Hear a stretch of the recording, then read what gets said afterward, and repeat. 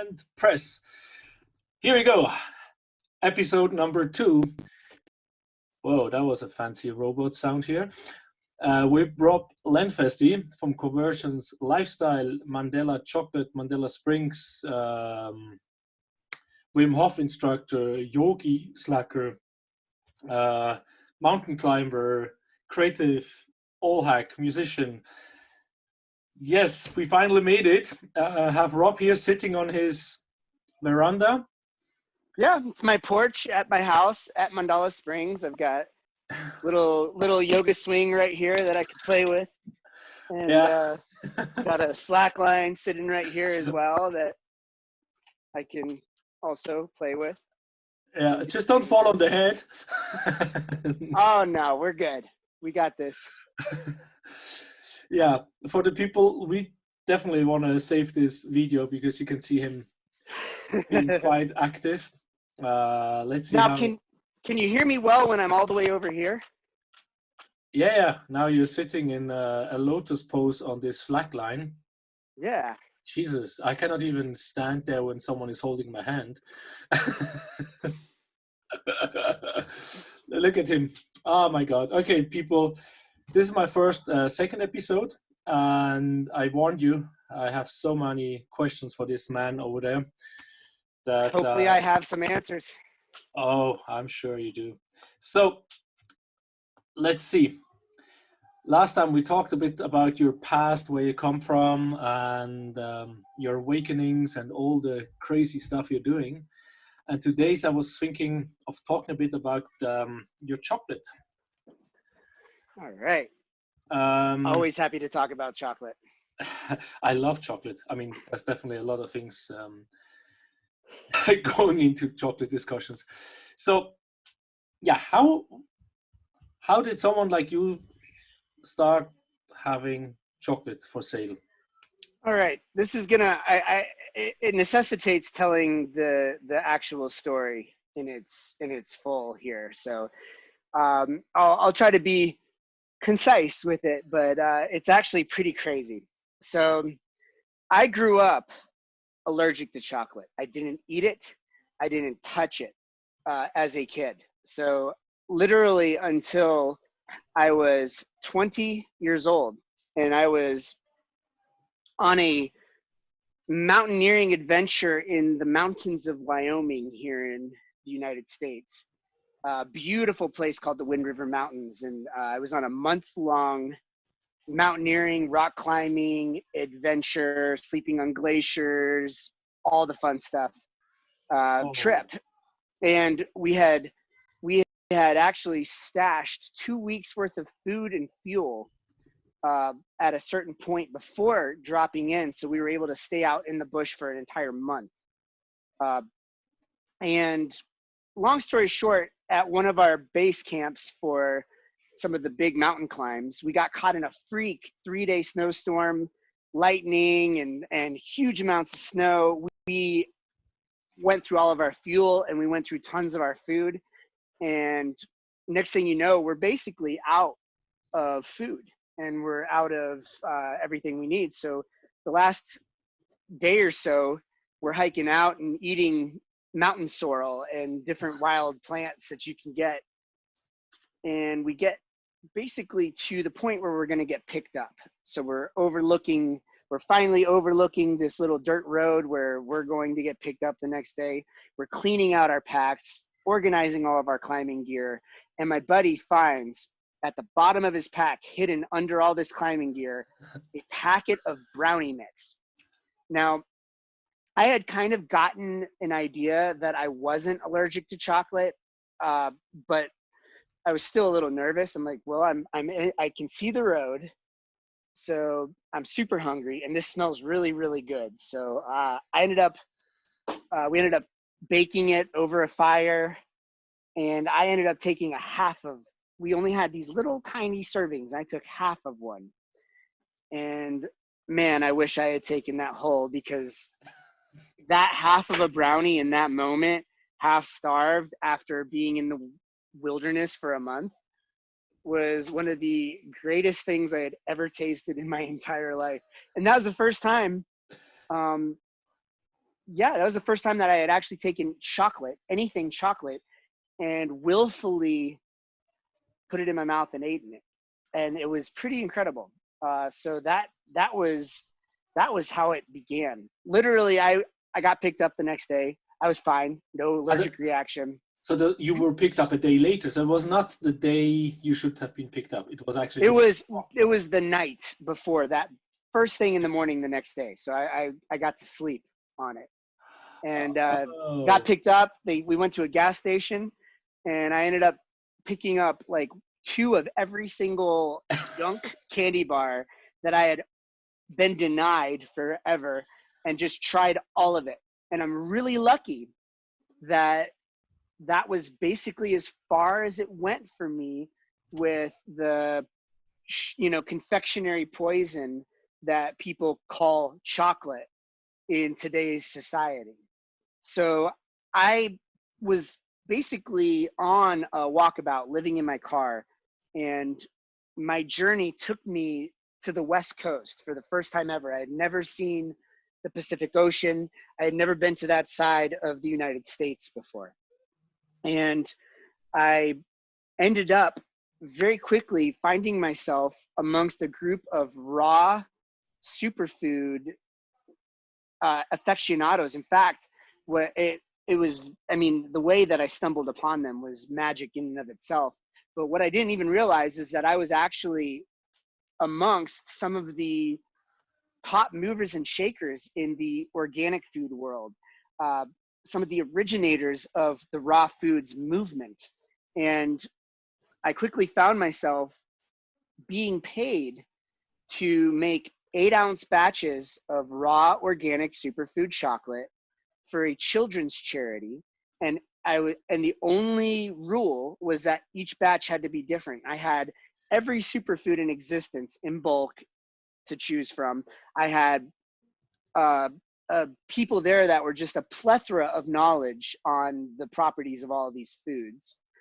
And with my degree in agroecology and my study of wild plants and wild foods, it just fit perfectly. Like I was able to jive on the science and the properties and the way that they all work together pretty quickly.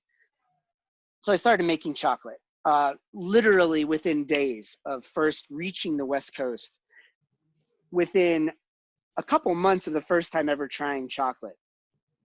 So flash forward probably about 6 months, and I am traveling with a friend to Southern California, Los Angeles. First time ever in my life.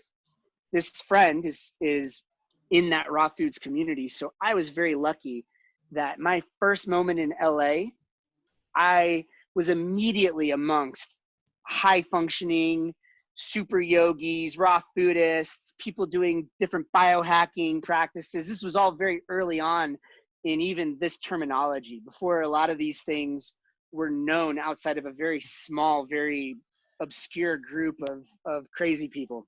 When was that time frame? 2000, 2005, 10? It was 2007. Oh. Yep. Yeah, so that's like pre-Tim Ferriss. Exactly. Yep. It was 2007. It's pre a lot like pre Dave Asprey and Bulletproof Coffee and all of those things. But Dave Asprey was there. There was, a couple raw restaurants. The raw food movement was really starting to hit its stride at that moment. And I found myself amongst a lot of the key players in this just automatically. So I was staying at a mansion of a friend, Steve, and he would use this as a venue for transformational events, workshops. And this one particular day, there was going to be a chocolate making and Chinese herbal elixir workshop, followed by an all-night ecstatic dance party fueled by chocolate and Chinese herbal elixirs. Perfect. And so the woman who was organizing this, she comes in to the mansion. She's all flustered. She's all frustrated. She's like, "What's going on? Hi."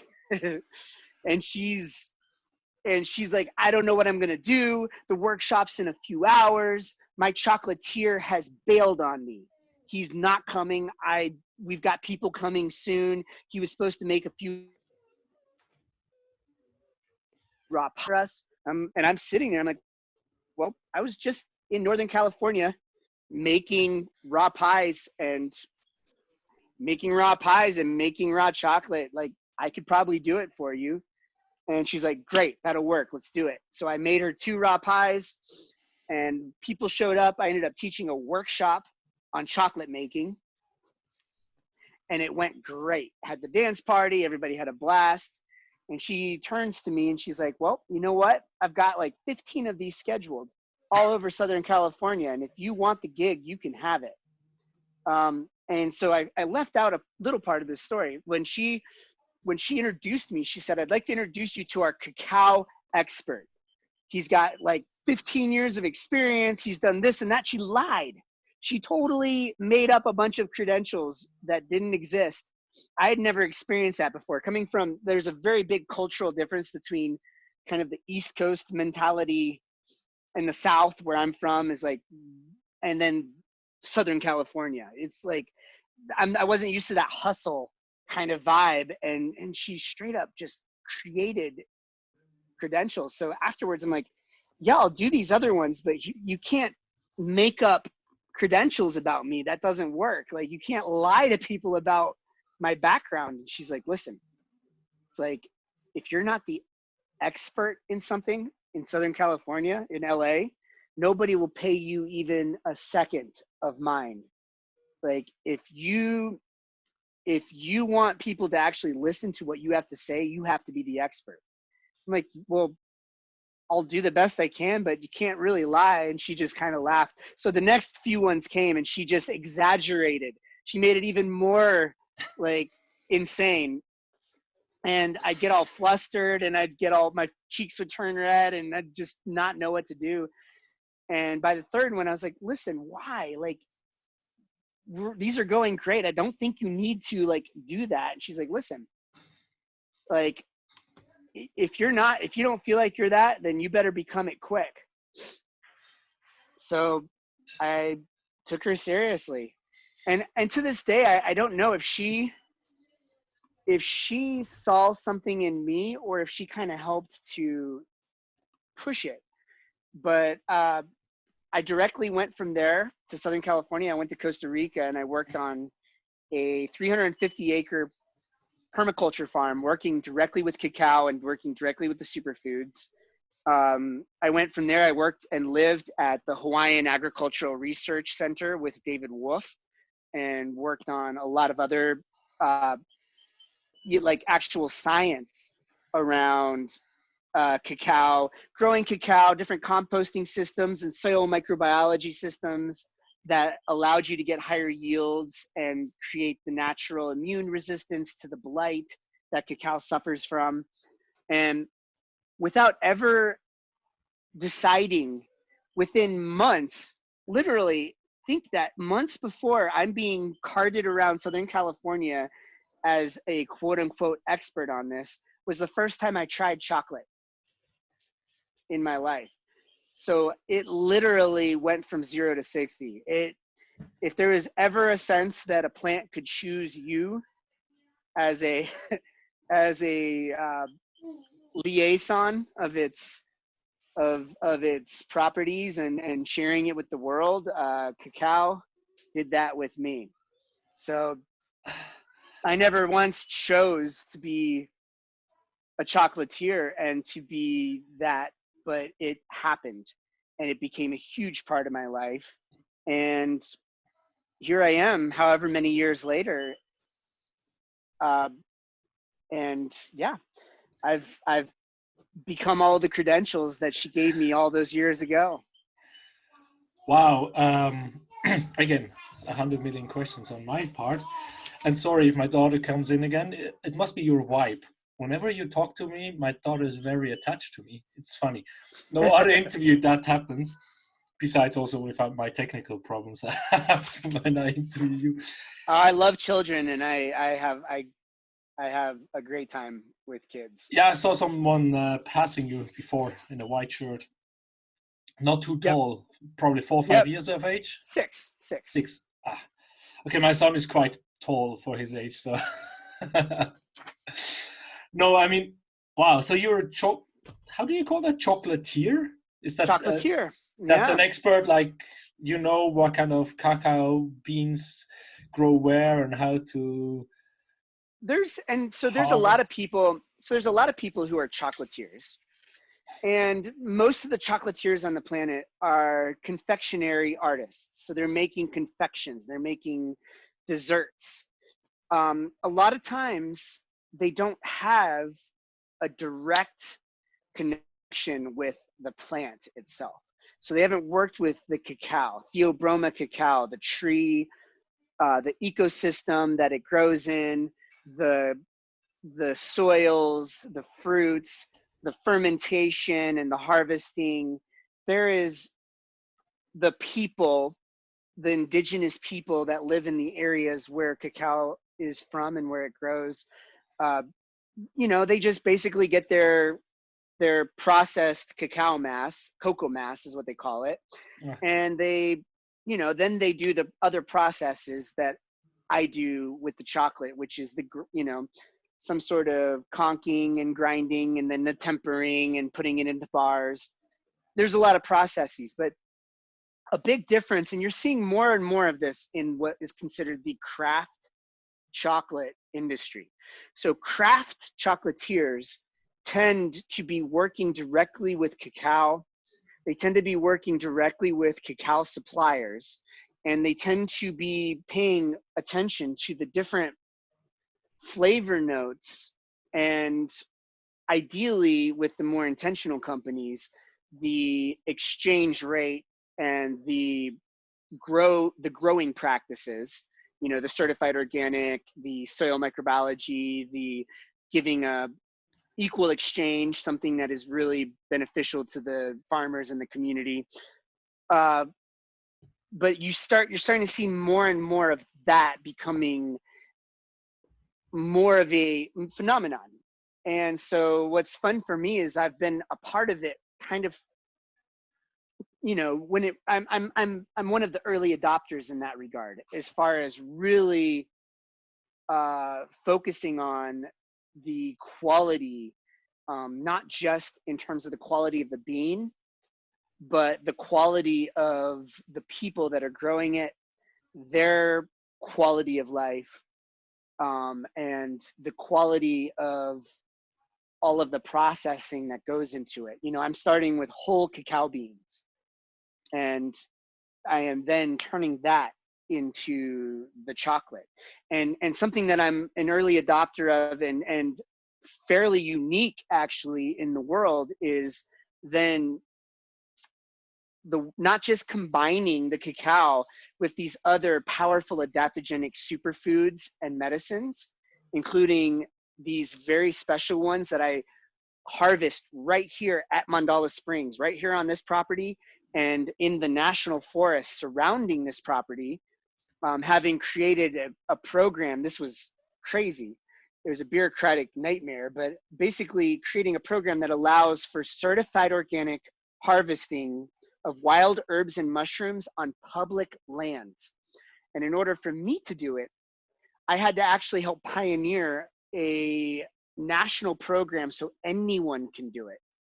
And what this does is it ensures that the harvesting practices that we engage in support and create larger communities of the plants and mushrooms that we're harvesting, and simultaneously add a layer of protection for the existing hardwood forest, the climax forest, which is necessary to sustain the perennial herbs and mushrooms that we are using in the chocolate. So that was a really cool secondary effect, was it actually created an entire new layer of protection for the forest, because in order for this industry to exist, the intact forest needs to exist. And I guess that ties into a lot of the work that I did in Guatemala, a lot of the work that I'm doing here. I helped to I created a campaign that led to the protection of a 10 square mile mountain cloud forest, like a mountain rainforest in Guatemala, working with the local Guatemalan farmers.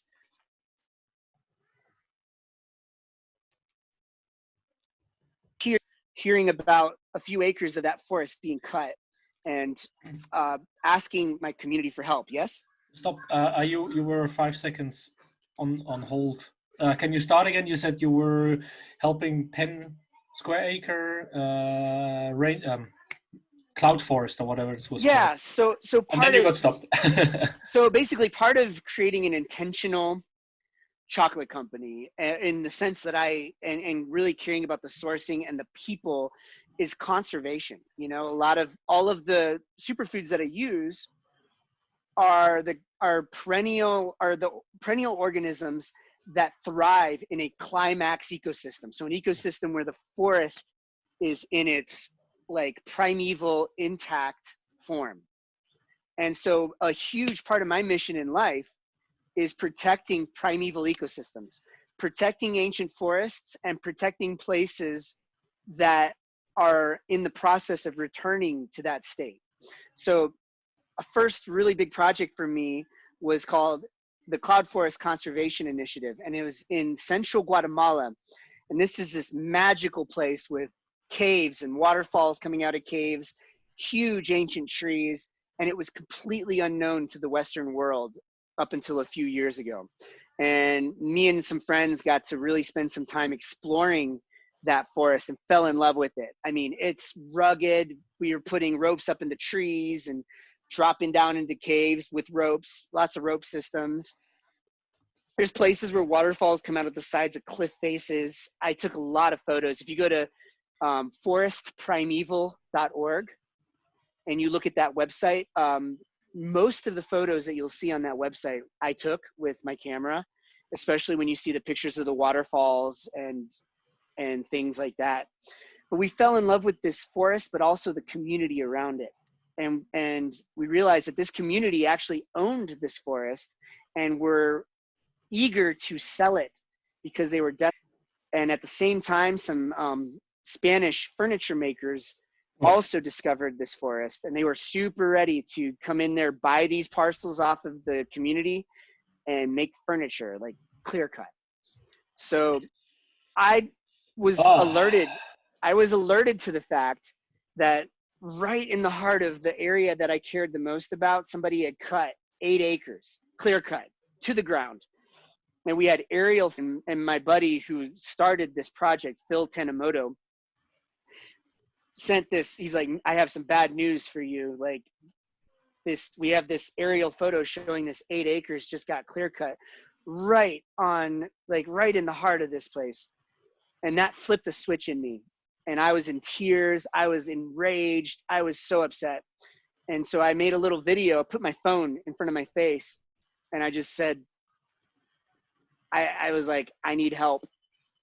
Like, I've got this whole network all around the world of friends and allies and influencers. Like, I need help. And it was pretty raw and vulnerable, so I didn't share it at first. I posted on Facebook, just words saying, listen, I don't care what it takes. We need to get together as a community and save this place. And immediately 2 friends came over to my place. And these 2 guys, it was amazing. They're just like, all right, we're in. What can we do to help? And I'm like, I don't know. It's like, I think we need to create a campaign, because I think what we need to do is start purchasing these under our conservation nonprofit so we could protect them. And then I showed them my little video and me in tears. And they're like, we need to make a crowdfunding campaign, and we need to post that video to it immediately. So they convinced me to. I probably wouldn't have shared it because it was a little more vulnerable than anything I'd ever put up on the internet before. But we created a campaign and first asked for $1,500. To give you context, for about between $15,000 to $17,000, you could buy 111 acres of this. So very, very inexpensive for huge chunks. So I asked for just a fraction of that. And within 2 months, I found myself in Guatemala with enough money to buy 444 acres of it. A year later, this conservation project, so once we reached the $100,000 mark, we got the interest of the Rainforest Alliance and the largest conservation nonprofit in Central America. And suddenly, within a year, we had raised $1.2 million. And to date, we've raised somewhere over $7 million. We've protected all 10 square miles of the forest forever. And now we've created jobs with the local community in the conservation. And that is an ongoing project that, yeah, the forest is saved. And now it's working with the local community to ensure that their economic needs are met. And the thing is they would have made money from the sale of the forest, but it would have been temporary. Then this beautiful resource would have been gone. And the way those cloud forests work is they sit on top of the mountain. They comb moisture from the atmosphere, and they then create all of the weather patterns and all of the moisture for the surrounding land. And you can see all over Central America where the cloud forest on top of the mountain has been stripped away, and everything turns into a dry desert for hundreds of miles around. So that was what they were threatened with. And they didn't even realize. They would have sold it. They would have made this little bit of money. Then their forest would have been cut. All of their land would have turned into desert. It would have been a devastation for the people and for the ecosystem forever. So now our goal is to help them to create more economy, ecotourism, permaculture, helping create avenues for them to sell their agricultural products so that they're able to be abundant, and their children and their children's children for generations to come. And that's honestly what the world needs right now everywhere. We need to replace these temporary, I'm going to get mine now and screw future generations kind of mentality that has existed for so long. We need to be actively looking to create financial and resource abundance through systems that support future generations. It's the only way for humanity to move forward. It is the only intelligent path for the existence of business. And so when I've created Mandala Chocolate, that principle lies at the absolute foundation of everything that I do. It's got to support the people, it's got to support the environment, and it has to do so in a way that is creating structures of sustainability for future generations. As the company grows, it must become a better steward of those principles. So a lot of companies, start with a really good mission. They start with a really good value system. Then they start getting bigger and bigger. There becomes more of a corporate vibe, and there's more people and investors and all sorts of things involved. And they start to lose the mission because that whole profit bottom line begins to dominate. And profit is absolutely important. That's the resource that then gets recycled back into this.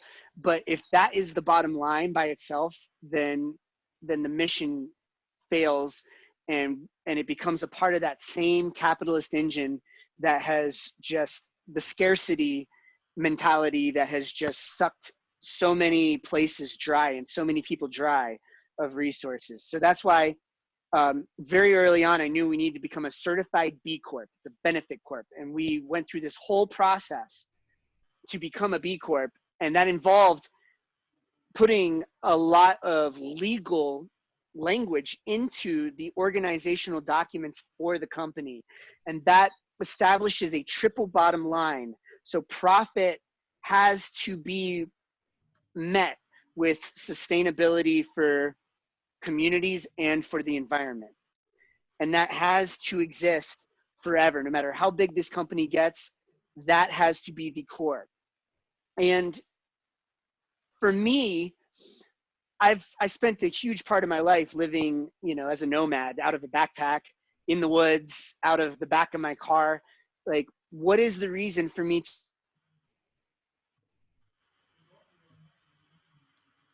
and to create more resources? I know that I can be, do you have me still? You stopped. I lived in the backpack, and then you got stuck.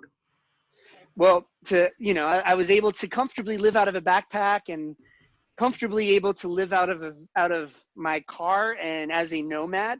So what is the reason to create a business like this, to create a space like this? And it is to build structures that are a living, breathing legacy for future generations. That is the mission. That's the objective. That's the reason to build a business out of the chocolate company. And so the idea is to hit every single level. So it's like, you know, you look at my life and what I do, and, you know, between the physical practices like the slackline and the music and the chocolate and the conservation and all of it, it's because I see the importance, and that's the convergence lifestyle. I see the importance of creating that holistic circle where you are embodying as holistic of the, you know, as holistically the different opportunities of human empowerment that you possibly can, and sensitivity, understanding, and communication with the natural environment, like informing our behavior by the way that natural systems operate. Stuff that seems so blatant and so obvious and yet is so rare and ironically cutting edge in today's world. So that is what Mandala Chocolate is predicated on. And so I touched into the environmental conservation piece. That's really important. We give 10% of our profits to environmental conservation. And we choose those projects relative to what needs it at a time. So I have that cloud forest bar. Originally, I was giving 100% of that to the Cloud Forest Conservation Initiative, but now that doesn't need funding anymore. So our focus is elsewhere. So instead of that, we've just done 10% now of everything. And we're focusing on projects that need it. Right now, just by chance, the biggest threat is to the national forest around us right now. There's a forest service plan where they are intending on designating a lot of acreage for clear cutting. They don't call it clear cutting, but it's really the way that it works. The companies come in and clear cut, they get fined and they pay the fines, but the fines are less than the money they make from just clear cutting. So it's this destructive system. And so we're working right now, and I'm the campaign director for something called I Heart Craggy, iheartcraggy.org. And it is and this is Craggy Mountain Wilderness. And our goal is to create the 13th National Wildlife Scenic Area in the United States, right here in this part of the national forest. And we're going to protect it so that all of the recreational use, my wildcrafting, everything is protected, but none of these trees can ever be cut. It will never be a part of the forestry program that involves logging, and we will protect this forest forever. So that is something we are actively working on right now. We're in the middle of the commentary period where public can reach out and say, hey, we think this needs to be protected in this way. And we feel very strongly that we are destined for that happening. And that's something that happens in Congress at the national level. They vote on it and will designate it. So that's my active project right now. So that's where that resource is going. And it's exciting because it's for this place. And it's also probably the single most important large-scale ecological conservation project in the United States right now. Just so happens to be in my backyard. Is it a coincidence? I don't think so. Wow. Okay. I don't know where to start. You opened so many fault lines again. It's crazy. I mean, I That's don't how want we to. do. I don't want to interrupt you, but there's some. You got to touch into. Let's see. That's the last note I have because otherwise I'm lost.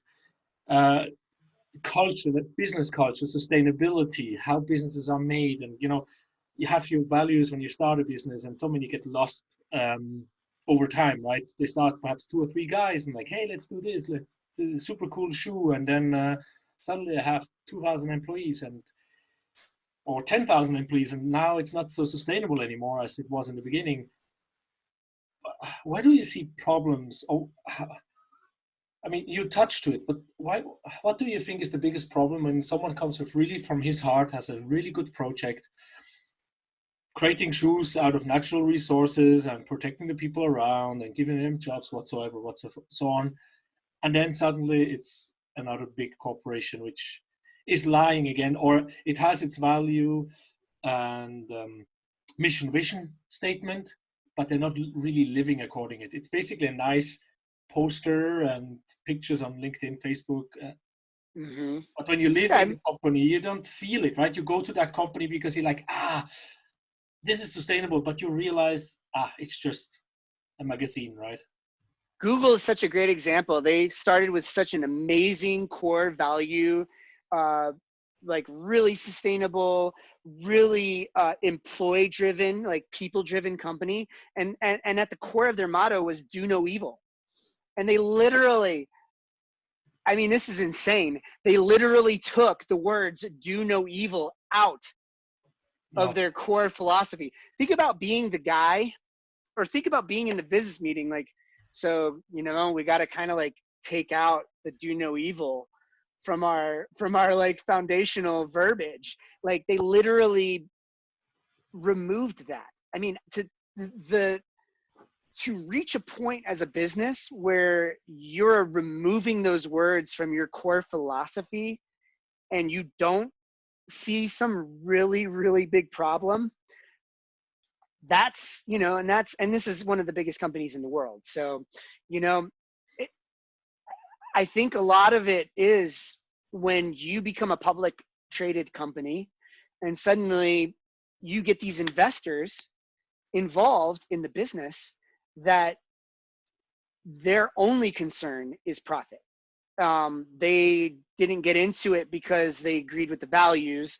They saw that the values were working in terms of producing profit, and suddenly you get a board and a chamber, and you get like chairman of the board, and you have board members and voting bodies, and suddenly there's layers of management.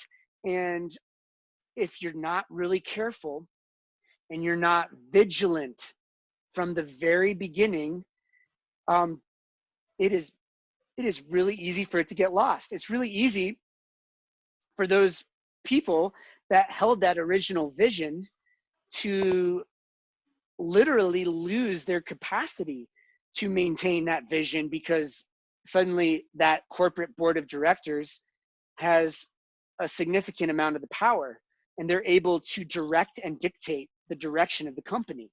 A lot of people in the process of building an intentional company get it to a certain point and then they get burnt out, and so they then sell it, and once again you're with that problem. So my goal is to address as many of the weaknesses.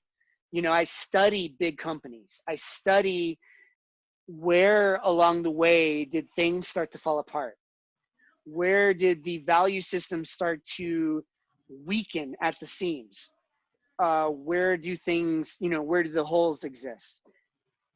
And the answer, the honest truth of it is there's no clear moment.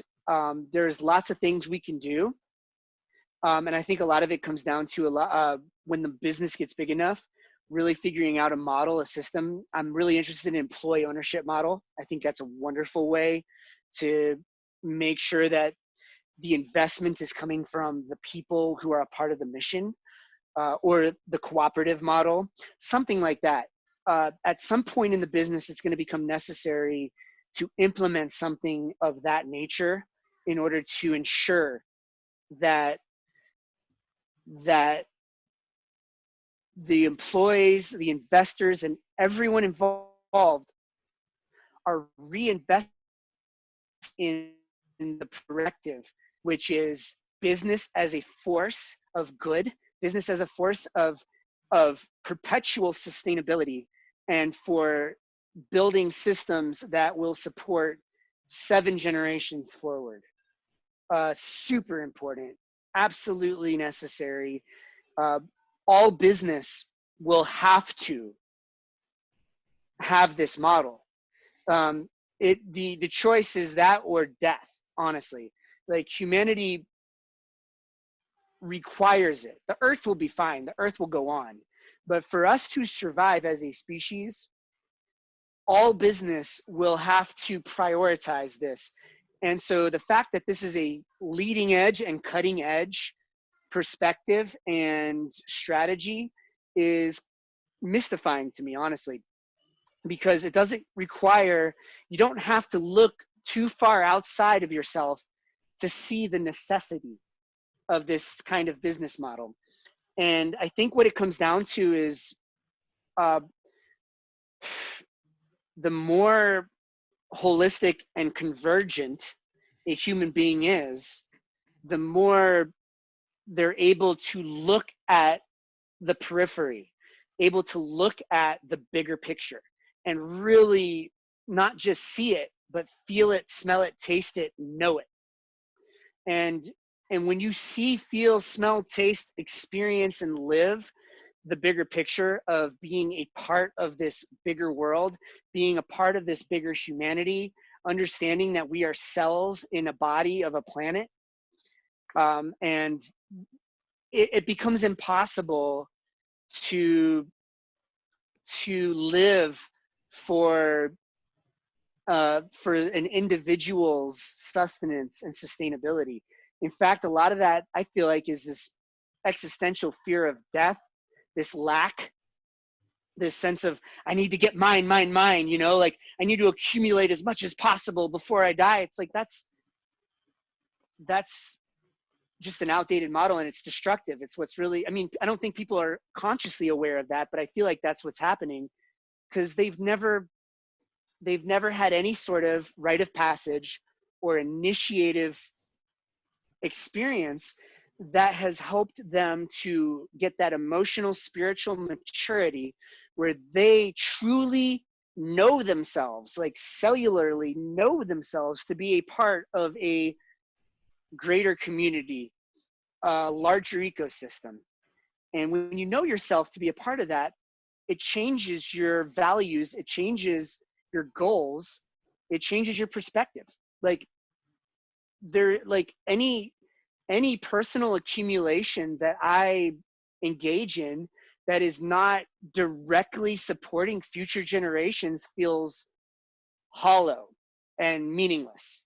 And so a lot of that accumulation that you see, you know, people trying to become millionaires and billionaires and building this big bank account and getting the yacht and the big house and whatever else, all, like from a vantage point of really intimately knowing the natural world and being a part of it, all of that feels completely pointless. Like,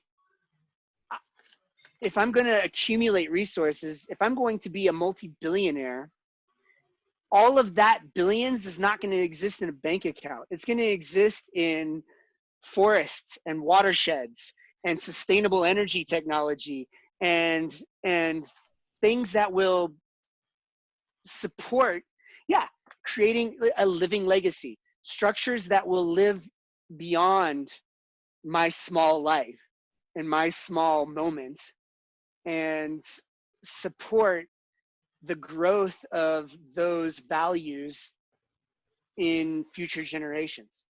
And having that power gives me an ability to move mountains, but I'm going to use that power to keep the mountains exactly where they are instead. So, yeah. Wow. That's short answer. So I have another. I mean, now you touched to it. I've been reading just a book for another podcast I had. I'm not done, and he's talking about onboarding for new employees, right, after school. What to expect, and he's really no bullshitting, and he also touches to value system, mission, vision, and he's talking about purpose. If you put purpose in the center of an organization, when you start out like meetings talking about purpose, it will get a complete different dynamic compared to mission, vision, value, because top management sits down and says, okay, our mission is, and our vision is, and our value is, but if they don't feel it and live it, then the employees won't feel it. So you agree on this, if you have a purpose-driven meeting and say, what is the purpose of our business, you think then employees would be happier, or would it be catapulting businesses to be more sustainable? Or Oh, absolutely. I mean, you can feel the enthusiasm, the drive, and the focus of what I like. There is a passion, a palatable passion, or a palpable passion behind the words that I'm speaking. It's so much more than a bunch of words. It is a physical day in and day out purpose. It is a reason to wake up in the morning. It's a reason to get out of bed. It's a reason to go into the world and to do something. It's a reason to create a chocolate bar and to sell it. I mean, it's when you look at like the chocolate chocolate is such a great product to utilize as a way to drive purpose in this regard, because you look at most of the chocolate out there, it's this confectionery poison. The first ingredient is sugar. The second ingredient is milk solids. That sugar is this nasty, processed, disgusting, and then that milk is coming from abused animals that live miserable lives and are pumped full of hormones and antibiotics. And then the third ingredient, alkalized cocoa. Alkalized cocoa comes from mostly Africa, and there are these massive cacao plantations, and all this cacao is grown in these massive monocrops. They're dumping chemicals in to keep them alive. There's this fungal blight that they can't fight that turns, you look at the fruit, they get all black and mushy and nasty, and they can't fight it, but they're still dumping fungicides and dumping stuff into it. It's not even fair trade. They are literally using slaves, child slaves. A huge part of that labor force is slave labor. Still, we're in 2020, and we are, as a planet and as humanity, still dealing with slavery on a scale that would make most people shudder. And one of the best places to see that in action is the African cacao market. So you have, and they take this cacao, it's in these rotting fruit, but they have to use it because that's all they've got. So most people are eating chocolate that cacao is, a tertiary ingredient, but it's also just like this nasty slave labor driven. And I am a firm believer. I know that like the world, there's the practical nutritional and medicinal value of ingredients that you use, but there is absolutely an energetic quality to the foods that you eat, and the people that are growing it, their living situation, the environment that it's coming from, and the intention of the people in control of that resource all plays a big part in what you are eating. The more sensitive you become to these foods, the more tangible that is. And so literally they take that cacao and then they put it in this caustic alkaline solution to strip it of all of the bitter compounds, the bitter flavors, but they're also stripping it of all of its nutritional value. So whatever nutritional value is left in this like sad, blighted cacao, they've just completely stripped the rest of it out so that they could get this flavor that people want in their milk chocolate. So literally, you take, here's the thing, cacao is one of the single most powerful plants. You got a little bit hacked. So you said you take this simple plant and strip it from everything. Yeah, like to take this back to why this is so ironic, is cacao, Theobroma cacao. Theobroma literally means Theo, God, Broma, food. It's literally the food of the gods. That's the name that science has given it. That's its taxonomy. And it was used as currency by ancient civilizations in Central America. They literally used cacao beans as their currency. And when you look at the nutritional and nutraceutical properties of cacao, it is off the charts. When you look at a chart of antioxidants, you've got, acai and blueberries and all of these things with antioxidants, and they're on this curve. And then cacao is way over here in its own category by itself. More antioxidants than anything else. And the theobromine, so most people think it's got caffeine in it, but it doesn't. It has this theobromine, which is this, whereas caffeine is a vasoconstrictor, it reduces blood flow. Theobromine is a vasodilator. It opens up all your blood vessels. It allows your body to get more oxygen. It allows your body to actually receive more nutrients. And so cacao is this incredible plant. So it's extra ironic. It's almost laughable. It's almost like the plot of a bad movie, like a B movie, low budget, poor writing, poor directorship. It is that kind of a story when you look at what the majority of chocolate is on the planet right now that people are consuming.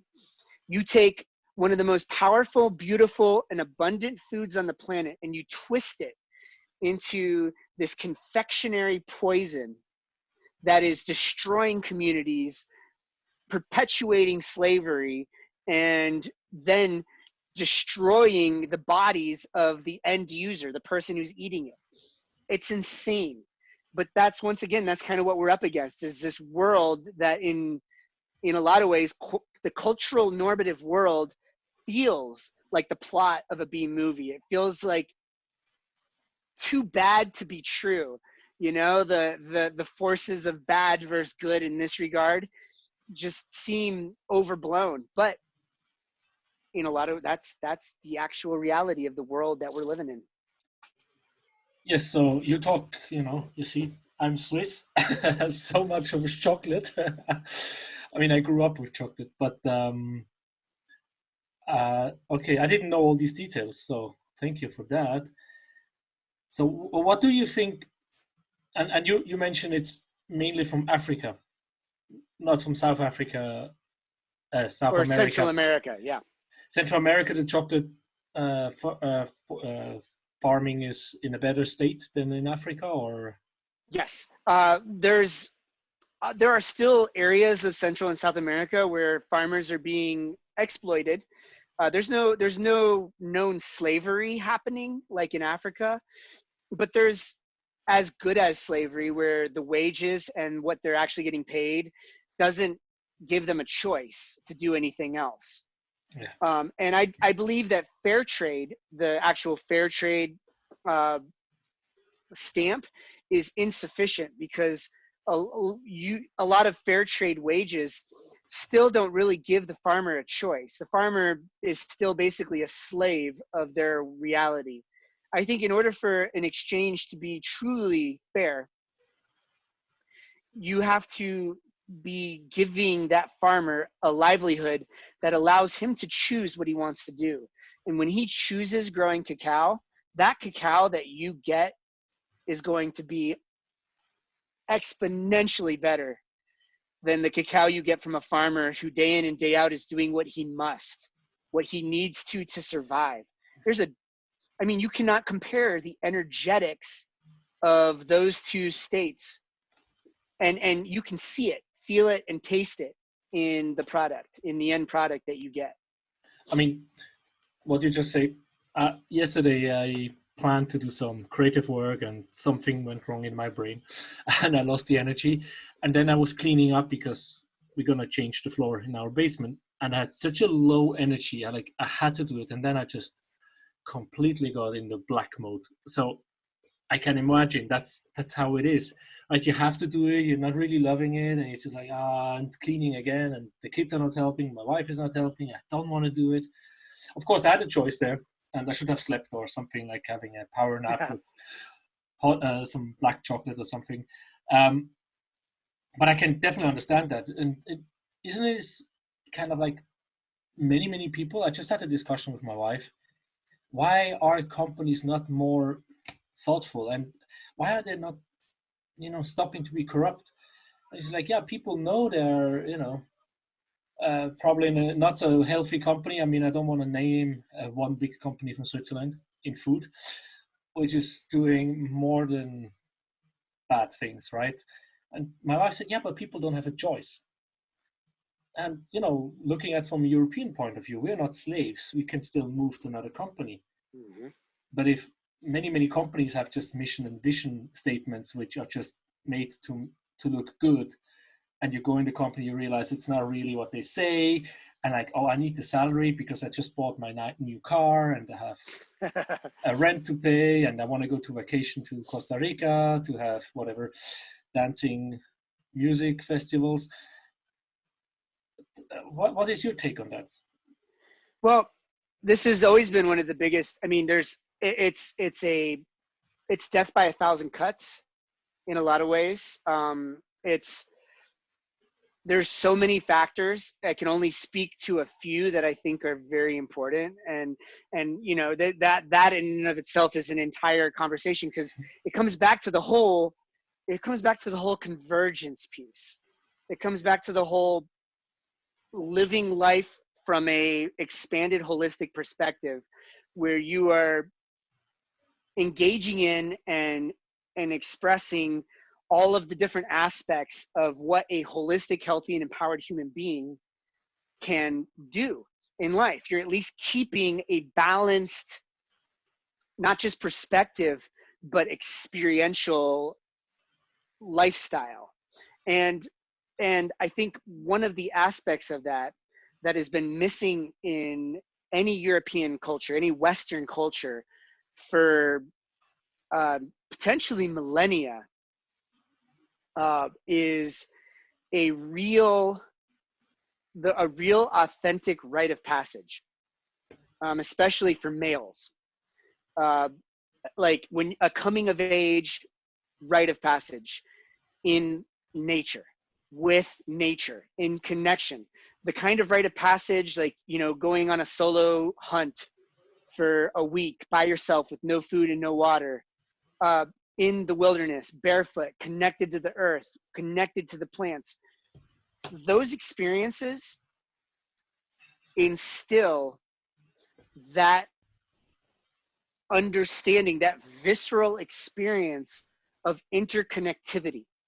So you get raised in your, with your television, and you go to school, you go to college, you get a job, you live in your house, you go to work, you come home, you watch TV. Literally, in our society, you can go an entire lifetime without ever spending more than a superficial amount of time in nature. And when I see people, like normal people on a nature trail, they're all wearing these big fat shoes and they're moving in this big Western, like plodding sort of way, sending big shock waves of energy up their bodies. It's like, from someone who teaches primitive walking and barefoot experience and the tactile awareness that you get from your feet. Imagine going through life, all the sensitive nerve endings on your hands. It's like how much experience we get from touching the world. you have the same amount of nerve endings, the same kind of nerve endings in the bottoms of your feet. So imagine if your entire life, every time you went outside, you put on gloves that had big, thick rubber soles on them. And and they were stiff, and they kept your fingers from moving the way they were supposed to. And the entire way that you experience the outside world was always like that. That's what we do to our feet every day. And yet, how many people are out there walking barefoot in nature? If you do that, you're considered radical. You're considered like on this like strange edge, or, you know, outside of normal reality, where for millions and millions of years, for the entire evolution of our species, normal reality was walking around in the natural world barefoot. We lose so much benefit to our entire bodies from that one piece. So once again, these are all like what I am, you know, it's like I'm dancing around this set of principles that create a visceral, embodied experience of connectivity to something bigger than yourself. And when you don't have that, then it's easier to be afraid of death. It's easier to be afraid because you don't have a sense of your place in the bigger thing. And that keeps people anxious. It keeps people dead. They don't want to go deep. They don't want to have to think too deeply about these deeper philosophical things, because there's a scared little child that never had an opportunity to go through the kinds of experiences that create an authentic, holistic, mental, spiritual, and emotional adult. So people go their entire lives in a state of mental, spiritual, and emotional adolescence. And that adolescence is the primary mover of a sick, destructive, resource depleting, only thinking about ourselves, not being able to really connect to the chain of consequence to our consumption, to our actions, to our life.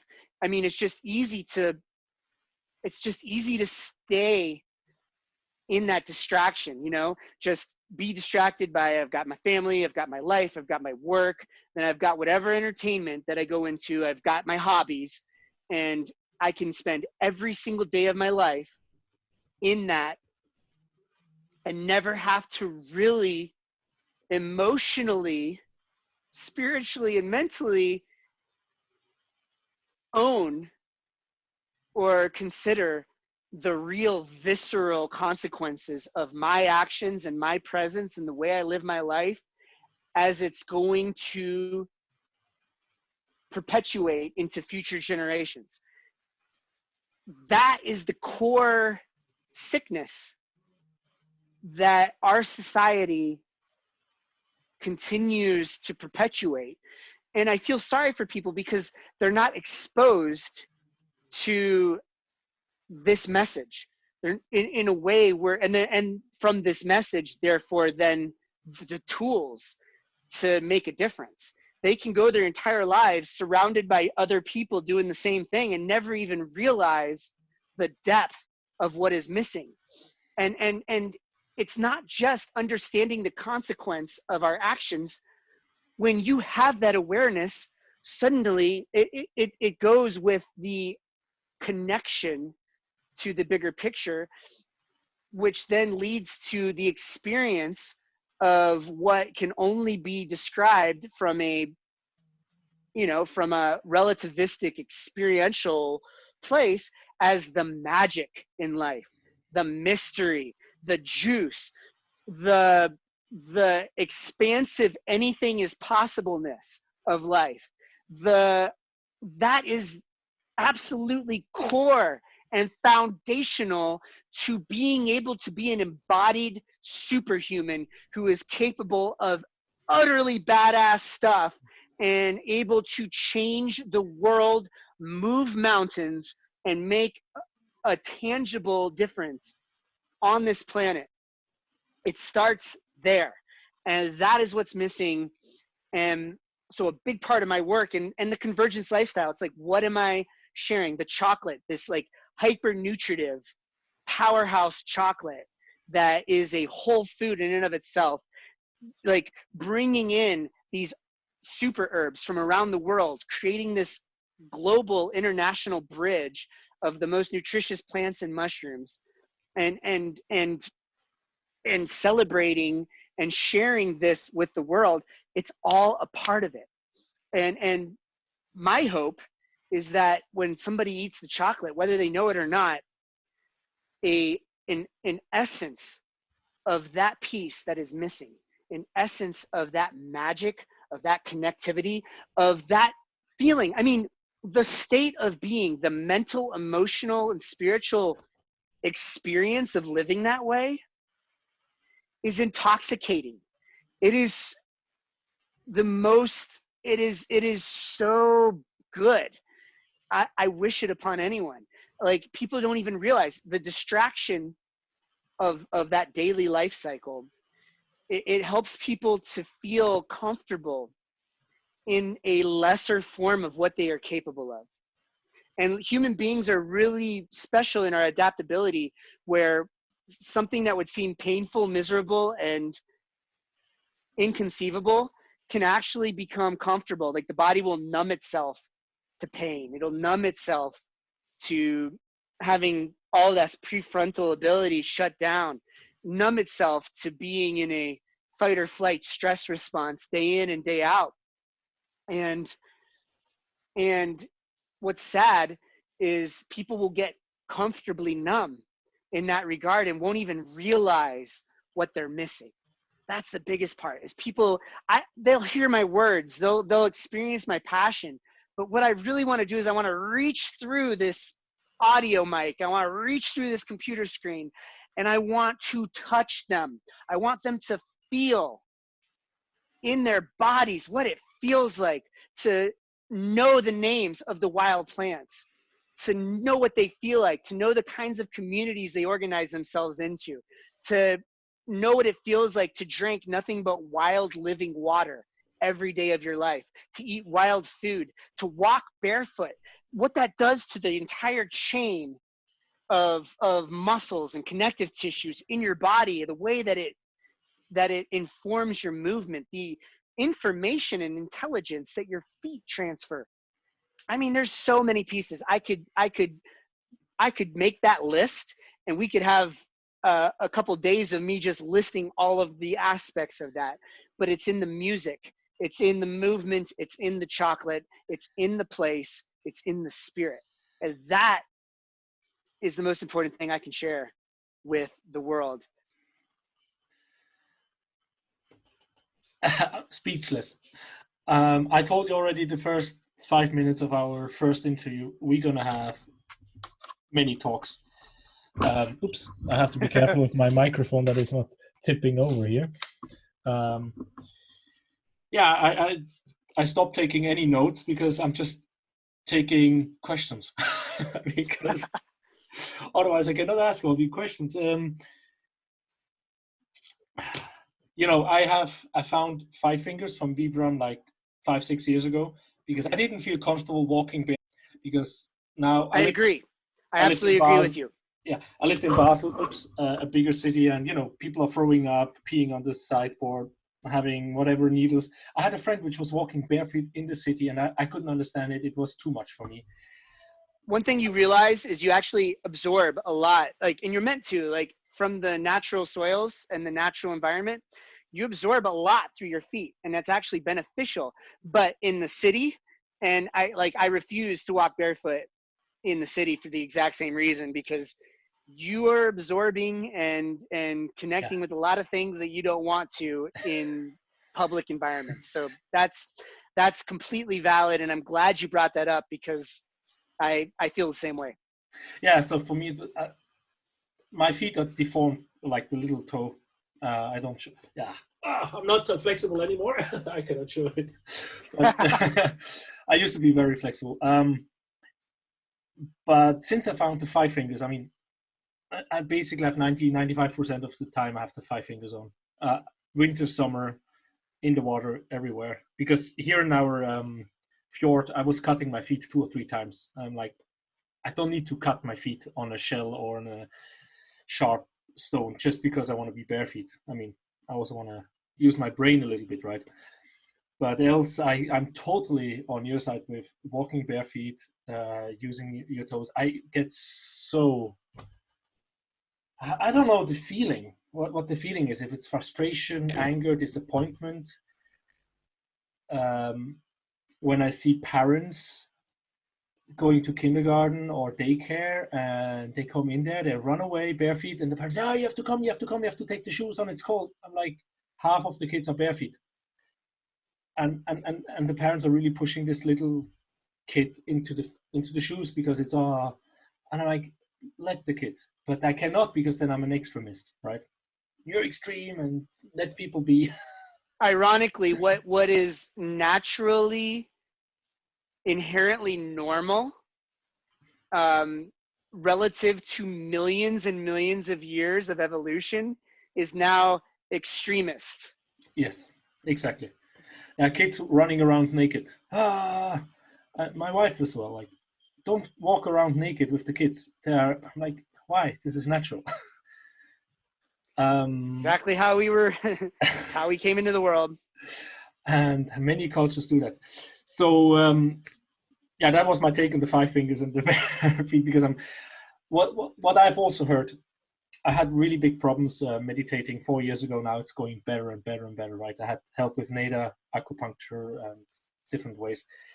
I heard people talking, if you can go barefoot in your garden, stand on grass in the forest, that will help you to kind of get, like synchronized with the natural currency, whatever, like positive, negative. The current, yeah. So earthing. Earthing, It's yeah. called earthing. And you can measure. So when people walk around all day in rubber soles, rubber is insulative. So it actually prevents you from connecting just on a pure electrical level with the planet.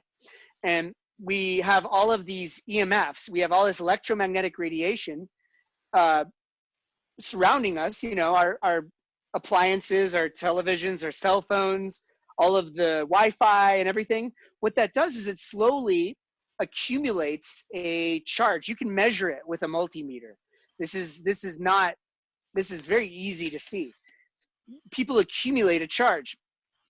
And there's a growing body of science that shows that excess charge in the body is one of the primary causes of a lot of inflammation and inflammatory disease. So earthing, which is what you do in any electrical system, AC electric, you've got your positive, your negative, and then you've got your ground, your neutral. And the process of creating a ground for that alternating current is called earthing. So earthing yourself, grounding yourself, is really important. The earth has a electromagnetic frequency that is maintained by lightning. Lightning is striking everywhere on the planet at all times. It's by the movement, by the magnetism, by the lightning. All of these things create this resonance that the earth, the frequency that the earth has.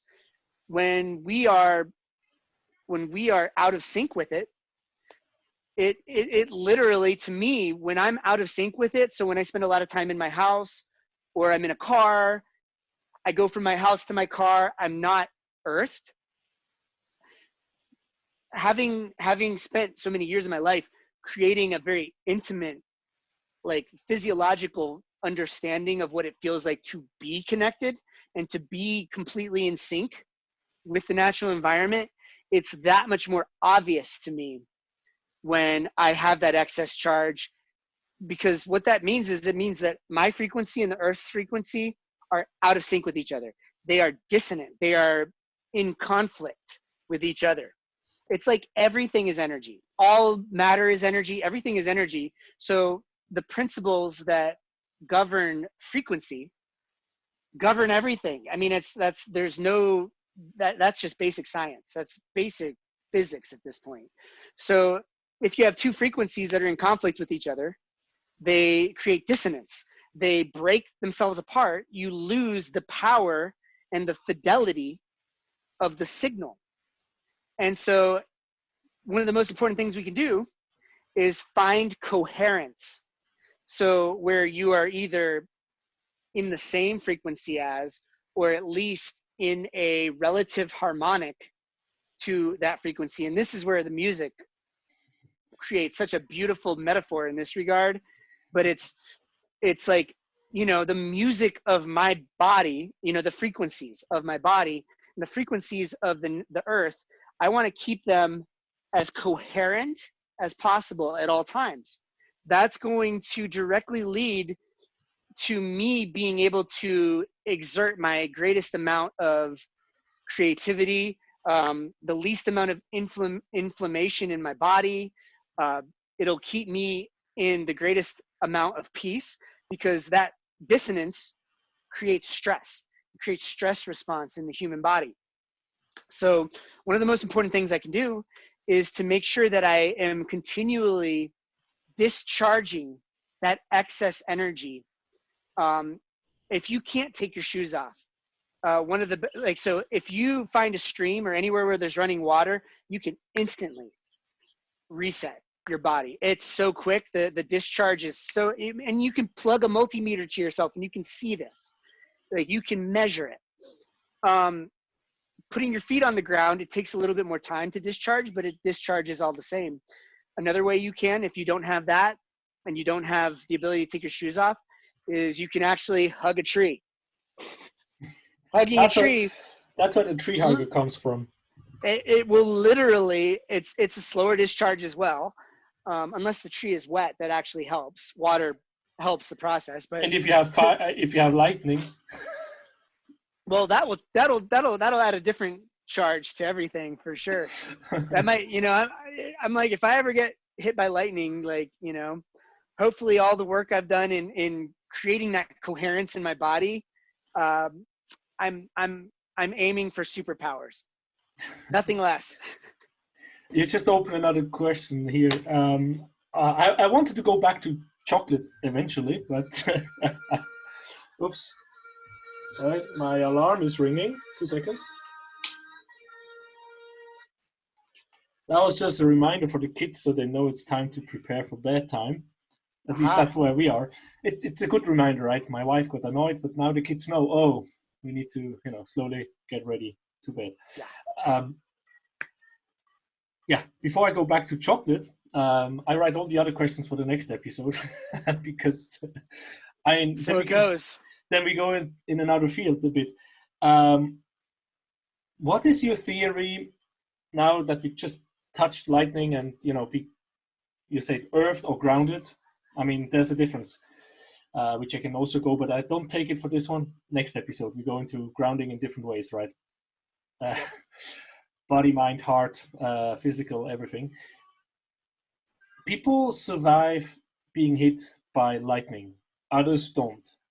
Now you just touched that you hope to be a superhuman by all the work you do. What is your theory? Why do some people survive lightning strike? I just touched on it. I believe people who survive lightning strikes are probably, this is total, and this is coming completely just from me piecing things together in this moment. But I would believe that if you looked at their bodies, because slowly over time, as your body is forming and reforming itself over the years, the more time you spend in a state of coherence, so you're earthed, you're coherent, you're in sync with the natural frequency of the planet. I mean, in all of the esoteric terms, but in just the practical electrical terms as well, the way your body forms and all your tissues organize themselves and the way that everything is created in your body will reflect that coherence. It has to.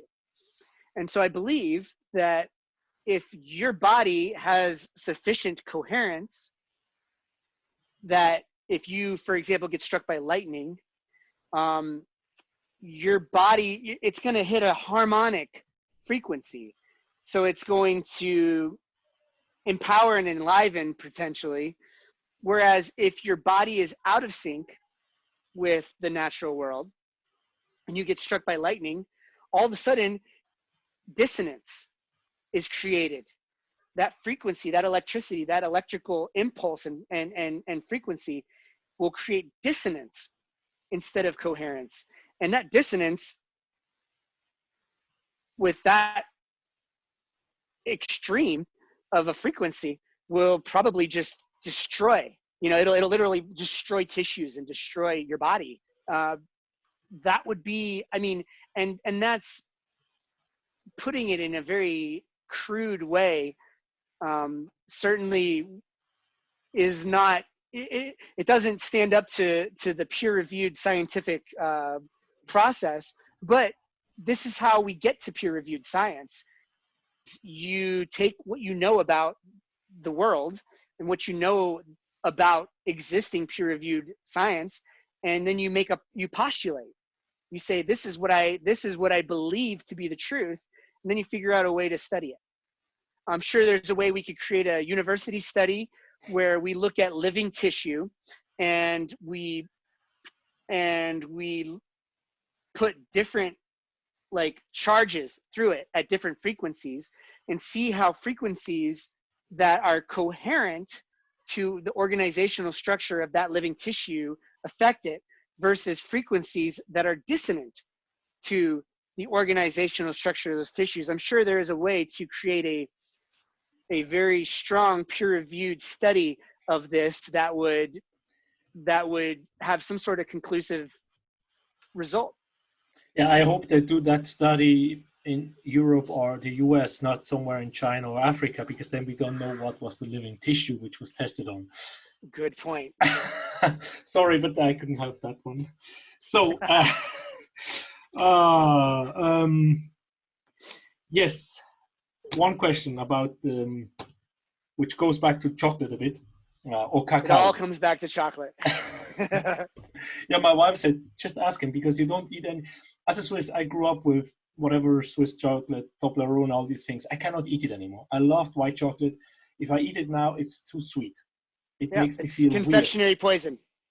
It makes me weird. I eat the 85, 90, 95% chocolate if I can. And I'm so far the one chocolate which stayed with me is Lind. I don't know how their work is and how healthy and whatever their business is. It's just the one I found which has the lowest amount of sugar, at least on paper.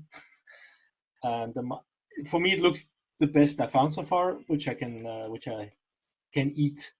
Not that it's necessarily the best consciously. I have to admit to that. But when we look at food as medicine, you touched it with a very short answer. No, you talked about it.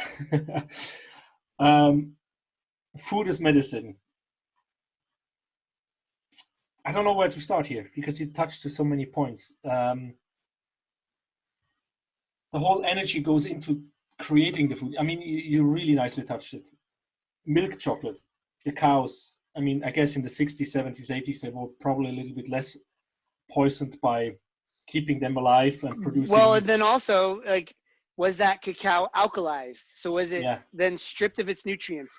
What kind of sugar are you using? Is it more of a complex, mineralized, natural sugar, or is it this white confectionery chemical poison? These are huge questions, and they make all the difference. Yeah. So I can definitely see, because you touched the energy, and you said now, is it confectionated? Is it highly processed sugar?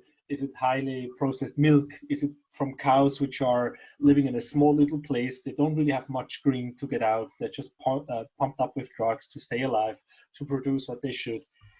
Are the people willingly plugging and processing? I mean, it's. I guess many people which will listen to that we're going to be, really seriously, is there any difference if someone is happy or not happy while they're cleaning the fruit or sorting the good from the bad? I mean, some people say there is. You can feel it afterwards, as you said. The taste is different. I mean, my entire lifestyle, and this kind of goes into a thing where for me, belief in anything is earned. I don't believe anything that isn't earned through my experience. And when it comes to the energetic quality of foods that are grown, processed, and treated with love and respect versus foods that aren't, that concept has earned my experiential belief tenfold, hundredfold, time and time again. It is like when, as you advance in the lifestyle, you become more sensitive. You become a lot more sensitive. I can't drink tap water. Like, I can feel the way it moves through my body. It's nasty stuff. It's horrible. And likewise, like if I were to eat chocolate that is, this lowest common denominator, it's the pure profit driven, let's get the maximum out of the world, out of people, out of the environment for the minimum amount of input. That whole mentality, you can feel it. It's dense. It feels like density. That's the best way I can, I can feel it in my temples. Like I've felt it in things that claimed to be intentional. And I tasted it because the packaging and the branding gave a certain impression, and I realized that it was BS, that it wasn't doing that. And then, that always will put me into a research thing, and I'll dive deeper and I'll realize, yeah, this company's not walking the walk. They're, so it's a mission and vision statement. It's a nice brochure which is just showing like bling bling, and behind the brochure is nothing. Exactly. It's a mission statement versus a true purpose. Yeah. And so it's the kind of world that I want to create. It's like, I want to see humans walking that walk. Like that is what will serve future generations. That is the world we want to live in. You want to wake up every day in a world that the air is clean and the water is clean and the forests are old and all of the wild foods and medicines are available and easy to eat. That's the world we want. We don't want to wake up into an industrial wasteland. It seems obvious, but the day-to-day lifestyle steps that it takes to do so is what has been inherently missing from normative society. And so, yeah, I mean, that is the essence of what I'm trying to do, and what this growing, like excitedly, exponentially growing community of people around us are creating right now. So if I touch to, there are two questions. One was coming up while you're talking is, when you're out of sync, when you feel like your body didn't connect with the earth, so you're not grounded, how does that feel? And is that the same when you eat processed food, which was not created by, harmony and love? Yes, they are very similar. The electrical feeling is a little different. It feels, it's more acute right off the bat.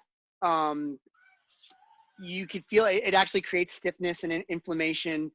You could feel it as almost like it feels kind of like anxiety. It's a very anxious feeling for me. And it also, it's like my senses. I have a reduction in the clarity and the depth of my sensory experience of the world when I am out of sync and I am disconnected. Like the sharpness, the sense of connection. Like if I'm really out of sync, I look at a tree and it's like hard for me to connect to the spirit of it. Like it's just a tree sitting there. It still looks pretty, but when I am like days and weeks deep in deep connection, there's an entire dialogue happening. There is an entire transference of intelligence and connection. And whether that's something that I am purely experiencing inside of myself, or the reality that I believe it to be and know it to be, doesn't matter, because the feeling and the experience of it is invigorating. It makes me feel alive, happy, and healthy. And really, what's actually going on in the science of it and the spirit of it, and whether it's esoteric, this or that, actually is completely, doesn't matter.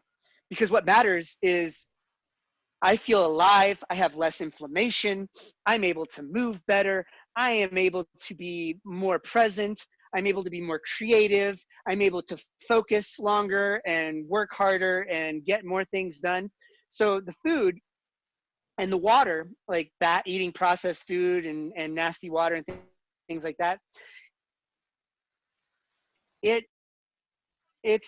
follows a similar thing, but it's even more inherent. Like your body is literally becoming that.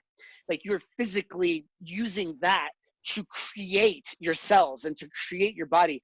So it has a deeper resonance that requires more time and energy to break down and unlock.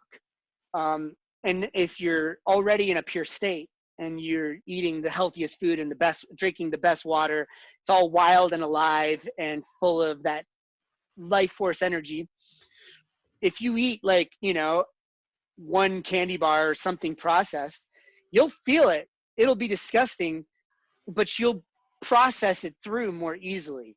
It's that death by 1,000 cuts. It's a process of attrition, and every little micro decision that we make, that one little bit of processed food here or bad water there, it all adds up. But simultaneously, on the other end, the positive end, every day that we walk outside and be barefoot and connect with it and eat wild food and drink wild water and meditate and do the Wim Hof method, do the breath work and expand, eat healthy chocolate, vasodilation, all of these things. Likewise, every little micro decision will go into our lives, and it will build on itself. It's a upward spiral instead of a downward spiral. Just so you know, I've got about 2% battery left on my laptop. It'll die here in moments. Oh, you want to connect somewhere else, or you have something else to do? Give me 1 second so I can go get the cord. I'll be right back. I get water. There you go.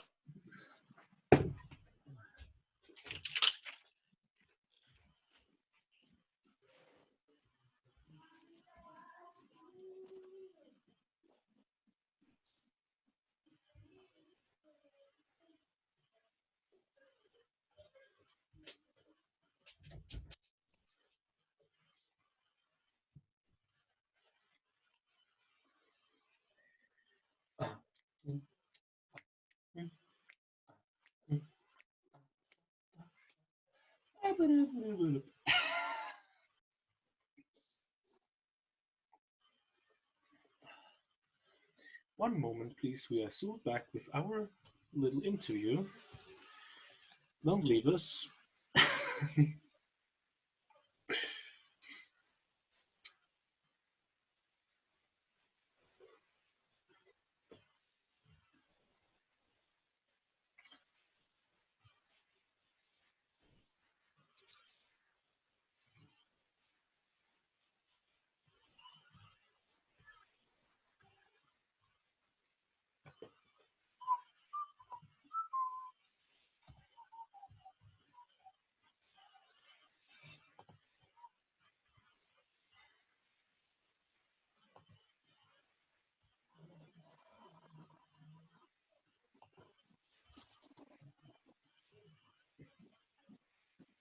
I can hear something approaching.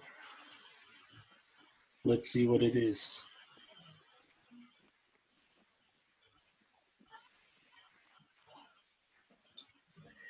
Was that a black bear behind the porch, or a grizzly? Did you see a black bear? No, I'm making fun. I'm gonna cut all that out, don't worry. It should be fairly easy to find where we stopped because there was no sound. All right, we're back in action. Yeah, I did that before. I knew it's going to take a bit longer, so I was there. You go, a banana. That's definitely growing in your backyard, right? Nope, this is coming from the grocery store, but it is organic. Oh, we try to buy as much organic as we can. Um, Unfortunately, our local supplier was forced to stop, mainly tomato production because the rent went up, and then she would produce for paying the rent. And there's no point doing that. It's so No. stupid. Again, it's going for profit, right?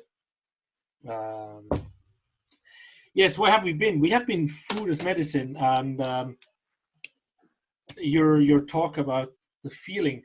I was just thinking yesterday. I really lost myself, and then I said I was too much in the house. When you're electrically not in sync with nature, do you have like this numbness, this brain fog, where you just somehow everything is difficult? You cannot really think. Also today, I was sitting too much inside the house, preparing the last interview. I had too much text. I used 3-4 hours, and I wasn't really out. And then I talked to my wife, and I somehow had such a slow head. Yes, absolutely. I mean, you just nailed it. It's fog. Fog. I mean, the way I was describing my the visual representation of the tree, it's a fog. It's a layer of density over the maximum functioning of my brain and the maximum functioning of my senses and the maximum functioning of my body. So, if I'm in that space, I'm stiffer, I'm less agile, less mobile. I am more sluggish. And like I said, my sensory awareness of the world around me, my access to creative expression, my general energy, and my efficaciousness in anything that I apply myself to, all of that is diminished. And I believe that most people in Western world live day in and day out in this state of diminishment, and it's so normal to them, and it's such a normal state of being that they have absolutely no idea that something else is available. And part of that is like, it's such a process of what would be the opposite of death by 1,000 cuts. It would be life by 1,000 little micro actions that support health and well-being. And so, they'll do a fast, or they'll try meditation, or they'll do this and that, and they'll get some benefit, but it doesn't last. They don't realize that it's really it's an exponential process, that all these little itty bitty things you do every minute of every day will add up to this level of empowerment. And when you get there over time, when your body, for example, has more coherence built into it, I can spend a few days in the middle of a city or on the road eating food that is not my best food and being ungrounded from the earth, but my body's able to slip back into it more easily because it knows the difference. Yes. And that's the big gift of doing all the micro things more consistently and regularly. Whereas if you're just getting into it, it's going to be the opposite end. It's going to kind of feel like pushing a boulder uphill at first. The process of attrition, it'll be easier to sink back into the fog. It'll take more time for the body to come into a state of coherence. But it's when the association is there in the mind and body, like that mental mind-body connection where you are associating health with this sense of invigoration and this sense of awakeness and the sense of sensory acuity. The more you can create that association, the easier it is to find yourself craving the behaviors that bring it. Sorry, that was short. My wife. I do understand that. I ask you because often I'm looked at as crazy person because I can feel the difference. Like, come on, don't. It's just one day inside, and I'm getting like an asshole. At least that's how I feel. Instead of letting the kids play, I start to complain. Why don't we do this? And didn't we agree? And it's just because I did not go out. I didn't go on the trampoline in the morning, jump a little bit, get fresh air, go for a walk, have the feet on the grass. I mean, even when I work around, what was that? Even when I work around the house and do put the stone path or dig, I'm bare feet. Yep. Until I have to use a shovel because I don't really want to stand bare feet on a shovel and press hardwood earth. But I can feel it, and I don't have the feeling I'm where you are. I'm somewhere, I don't know if I'm at 20% or 50% or 60%, but I can feel when I'm just too long inside. So I can totally understand. So, but going back as food as medicine, now, let's say you mentioned also like death by thousands cuts and a lot of little habits and things you do and think and eat. Now people eat that chocolate, eat that processed food, and they don't feel a difference. How can they learn? What do you think they could do to learn what is good for them and what is bad? Do you have any tips if they don't feel it?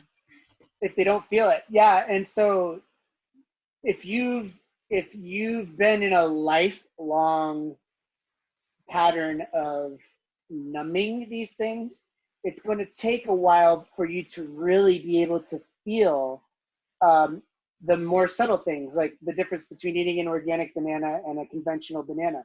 You're not going to feel that right away if you're coming from a perspective of eating Hostess cakes or Hershey's chocolate bars as a normal experience.